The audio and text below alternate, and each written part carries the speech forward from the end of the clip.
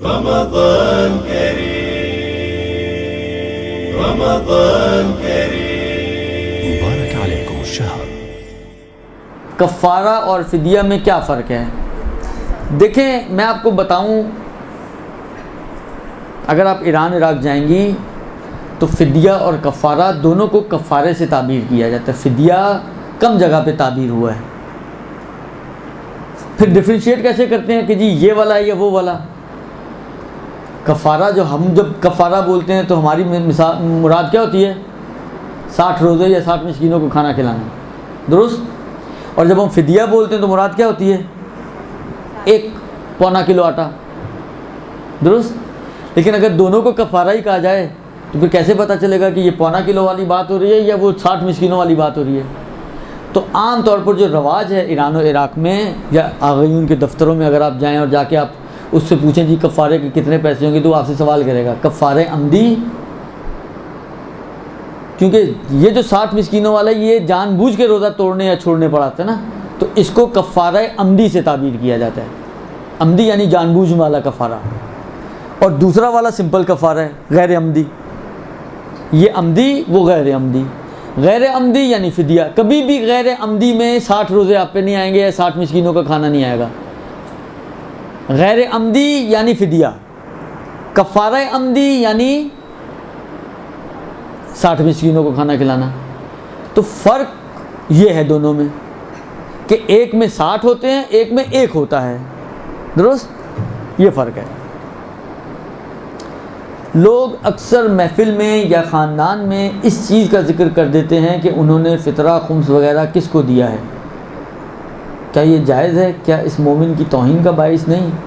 دیکھیں، بہرحال یہ تو بہت ہائیلی ریکمینڈڈ ہے۔ ائمہ کی سیرت، ائمہ کے فرامین، اسلام کا حکم وہ یہی ہے کہ آپ جب کسی پر احسان کریں تو اس کی عزت نفس کا خیال رکھتے ہوئے اس پر احسان کریں۔ آپ کسی کو خیرات دے رہی ہیں، آپ کسی کو صدقہ دے رہی ہیں، آپ کسی کو حالانکہ خمس و زکوٰۃ دے رہی ہیں، تو ہم تو اپنے اعتبار سے احسان کر رہے ہوتے ہیں، اگرچہ دیکھا جائے خاص طور پہ خمس و واجبات کے اندر سامنے والا ہم پر احسان کر رہا ہوتا ہے لے کر، کیونکہ وہ نہ لے تو ہمارا مال پاک نہ ہو، تو احسان تو اس کی طرف سے ہے۔ لیکن دنیا ہے، اور بقول خدا رحمت کرے ہمارے استاد کو آگئے جواد تبریزی اکثر کہا کرتے تھے، اور آخر الزمان ہے۔ تو اس دنیا کے اور آخر الزمان ہونے کے نتیجے یہ ہو گئے ہیں کہ کہانی الٹی ہو گئی ہے۔ جو احسان کر رہا ہے وہ ممنون احسان ہو رہا ہے، اور جس کو ممنون احسان ہونا چاہیے وہ اپنے آپ کو احسان کرنے والا سمجھ رہا ہے۔ تو حالانکہ اب میں دنیا اور معاشرے کے حساب سے بات کر رہا ہوں کہ یہ جب دیں کسی کو، ہمارے ہاں سہم سادات دینا ہوتا ہے، کوئی 10 چکر لگواتے ہیں۔ نہ کریں یہ کام۔ سامنے والا اپنا حق لینے آپ کے پاس آیا ہے، آپ اس کو 10 چکر جب دینے ہی ہیں تو کیوں 10 چکر؟ جب ایک کام کرنا ہی ہے آپ نے تو کیوں سامنے والے کو آپ صبح آنا، شام کو آنا، ابھی تو میں کہیں جا رہی ہوں، حالانکہ 2 منٹ دیر سے چلی جائیں گی تو کیا ہوگا؟ کوشش کریں کہ جب آپ انفاق کر رہے ہوں، چاہے واجب شکل میں چاہے مستحب شکل میں، تو کم سے کم اس بات کا ضرور لحاظ رکھیں کہ بلکہ آپ اپنا طرف مقابل خدا کو کیوں نہیں سمجھتی؟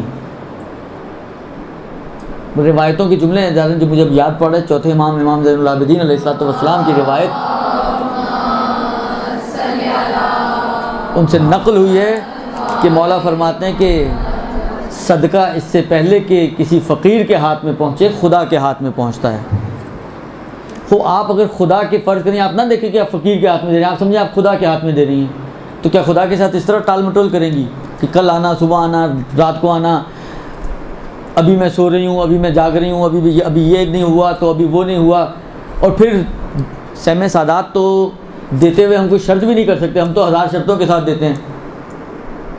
شرط کرنا ہی جائز نہیں ہے، شرط کی نہیں جا سکتی، باطل ہے یہ شرط۔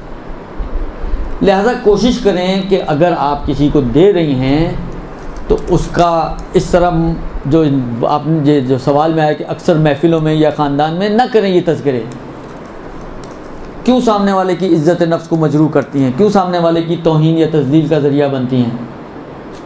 لہٰذا کوشش کریں کہ اپنے معاملے کو خدا کے ساتھ قرار دیں, خدائی معاملہ کریں, دو چیزوں کا خیال رکھیں.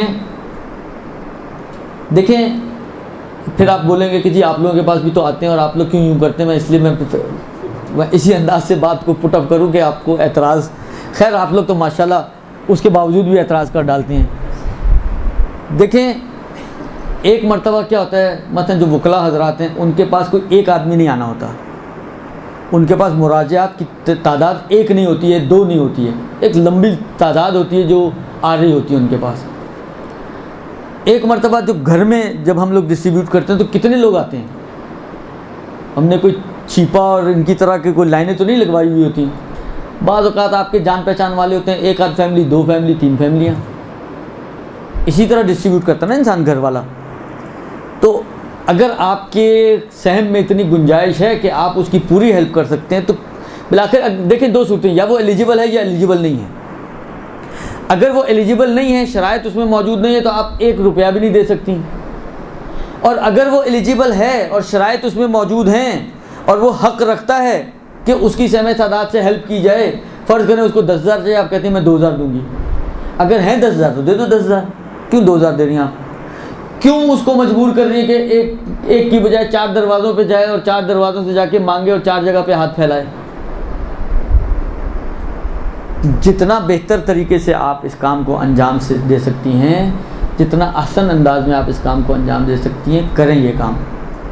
لوگوں کی مدد کرنا, لوگوں کی حاجت روائی کرنا بہت عظیم اجر و ثواب رکھتا ہے. اب اس کا موقع نہیں ہے, انشاءاللہ پھر کسی موقع پر جتنا زیادہ آپ اس مسئلے میں لوگوں کو ہیلپ کر سکتی ہیں, اور خاص طور پہ جہاں پر ہم اپنی جیب سے نہیں دے رہے ہوتے, تو اس میں پھر کس بات کا احسان؟ احسان تو وہاں جتائیں نا ہم جہاں پہ ہم اپنی جیب سے دے رہے ہوں. جب ہم اپنی جیب سے نہیں دے رہے, جو آیا ہے اسی کا مال ہمارے پاس پڑا ہوا تھا, اسی کا مال ہم اس کو دے رہے ہیں, اس پہ ہم اتنے 1000 نخرے کرتے ہیں, اس میں ہم 1000 دفعہ اس کے اوپر احسان جتاتے ہیں, اس میں ہم 1000 چکر اس کو لگواتے ہیں. یعنی یہ جملہ مجھے اب نہیں معلوم بولنا چاہیے یا نہیں بولنا چاہیے, لیکن یاد رکھیں یہ دنیا ہے. تلک الایام نداولها بین الناس, یہ دنیا چکر لگاتی ہے, گھومتی ہے. آپ صرف اتنا تصور کیا کریں کہ کل کو آپ اگر اس کی جگہ پر ہو تو آپ کیا پسند کریں گی؟ کہ سامنے والا آپ کو اس طرح دھکے لگائے, آپ کو اچھا لگے گا؟ سامنے والا آپ کو 10,000 کی ضرورت ہے, 2,000 دے کے تنخواہ دے, آپ کو اچھا لگے گا؟ میں نے کہا نا کہ یہ امیر المومنین کے کلام میں ایک قانون دیا ہوا ہے جو امام حسن مجتبیٰ کو امام نے وصیت کی تھی. 2 وصیتیں ان کی جو جوانی میں کی تھی, اس کا فارمولہ امام نے یہ دیا ہوا ہے کہ جو یعنی تم اپنے, یعنی مفہوم اس کا یہ ہے کہ اپنے آپ کو اس کی جگہ پہ رکھ کر سوچو, تو جو پھر اپنے لیے پسند کرو وہ اس کے ساتھ کرو.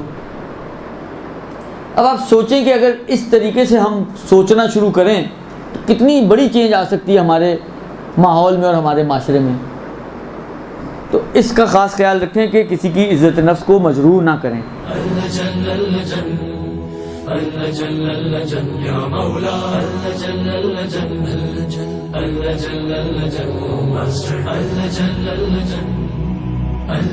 يا صاحب السماء اللجن